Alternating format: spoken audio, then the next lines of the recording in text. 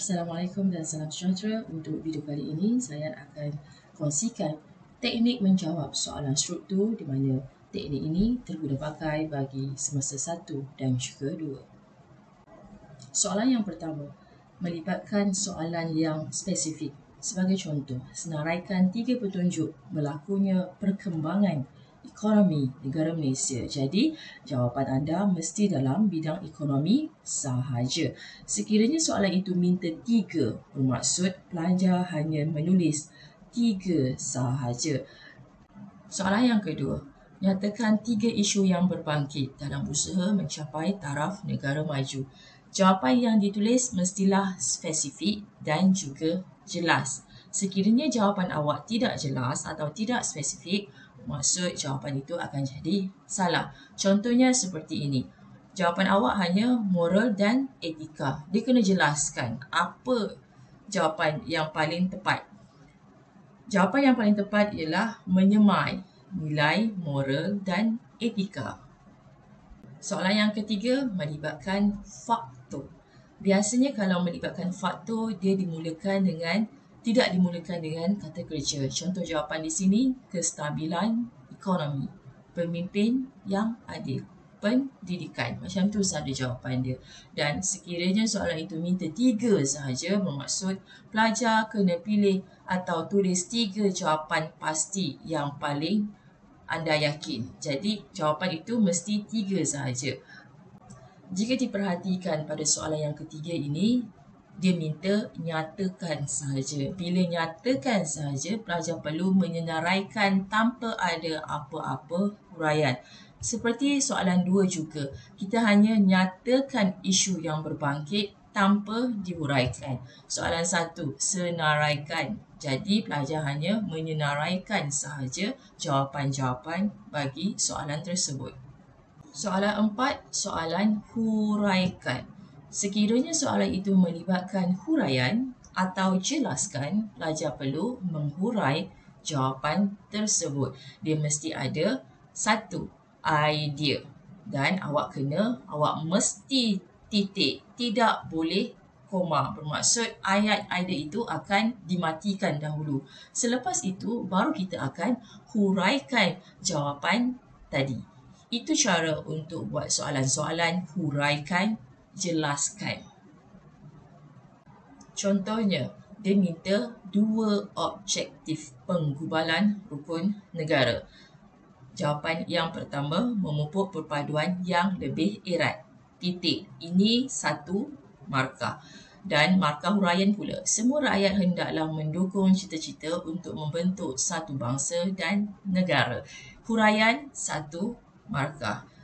Dia minta 2, bermaksud pelajar hanya tulis 2 jawapan sahaja.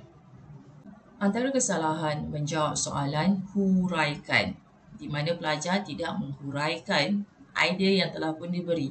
Contoh jawapan, untuk mencipta satu masyarakat yang adil, bermaksud hanya ada idea, 1 idea, 1 markah. Untuk memelihara cara hidup demokratik, 1 markah. Jadi pelajar hanya dapat 2 markah sahaja. Soalan 5, di mana soalan ini melibatkan kesan. Sekiranya rakyat Malaysia berpegang teguh kepada agama dan kepercayaan masing-masing. Cara menjawab kesan hampir sama dengan faktor tadi. Tidak dimulakan dengan kata kerja. Terus je jawapan dia, pembentukan masyarakat yang bermoral tinggi, kadar jenayah semakin berkurangan. Ini ialah jawapan bagi kesan. Soalan yang berkaitan dengan peranan kerajaan. Peranan akan merujuk, kebiasaannya akan merujuk kepada orang, seperti pihak juga. Sama ada kita guna peranan kerajaan atau pihak kerajaan.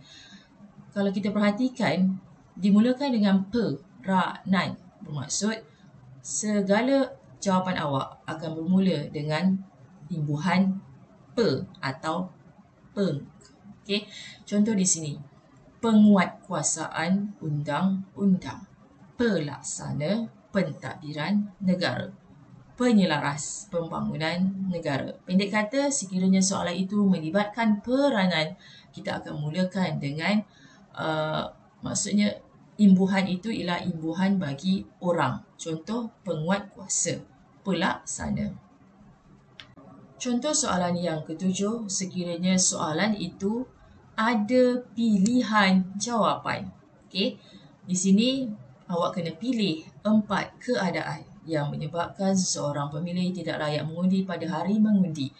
Disebabkan dia ada contoh atau senarai jawapan, pelajar kena salin bulat-bulat tanpa ditukar apa-apa. Contoh di sini, jawapannya ialah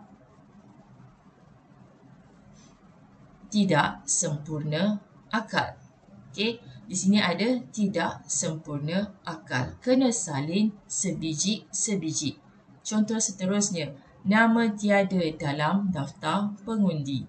Mana dia? Okey, di sini. Nama tiada dalam daftar pengundi. Tidak ada penambahan ayat, tidak ada perkataan yang dihilangkan. Bermaksud, sekiranya ada soalan yang ada pilihan jawapan, anda kena salin bulat-bulat.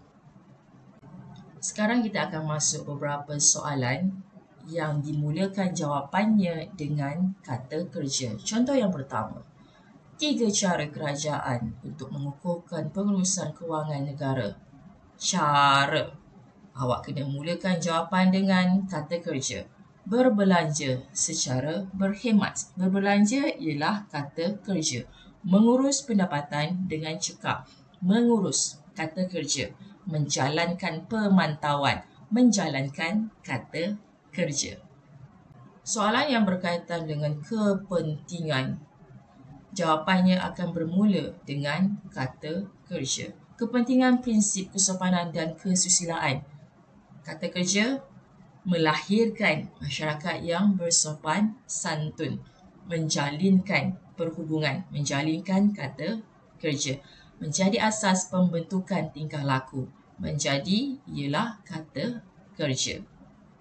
Soalan yang berkaitan dengan keadaan yang memperlihatkan warga negara Malaysia mematuhi prinsip keluhuran perlembagaan turut dimulakan dengan kata kerja.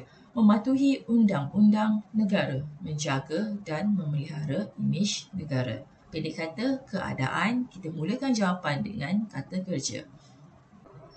Kalau kita perhatikan, soalan tadi peranan kerajaan. Sekarang dia menggunakan istilah fungsi kerajaan. Bila fungsi melibatkan kata kerja atau perbuatan. Jadi, jawapan bagi fungsi kerajaan menguatkuasakan undang-undang. Berbeza dengan peranan kerajaan tadi, kita mulakan dengan penguatkuasa undang-undang. Nampak tak beza dia? Jawapan yang kedua, melaksanakan pentadbiran negara. Kalau soalan tadi peranan kerajaan, jawapan dia akan bermula dengan istilah pelaksana pentadbiran negara. Itu beza antara fungsi dan juga peranan. Sedikit nota tambahan bagi peralat pelajar bagi soalan-soalan struktur. Sekiranya kata tugasnya ialah menyenaraikan sahaja, bermaksud awak kena senaraikan sahaja jawapan tanpa ada apa-apa huraian. Antara kata tugas menyenaraikan ialah nyatakan, senaraikan, kemukakan, berikan. Bagi soalan kata tugas yang memerlukan huraian, contohnya huraikan, terangkan, jelaskan. Bermaksud pelajar perlu ada satu idea, titik, lepas tu pelajar huraikan idea tersebut. Itu bagi kata tugas yang memerlukan huraian.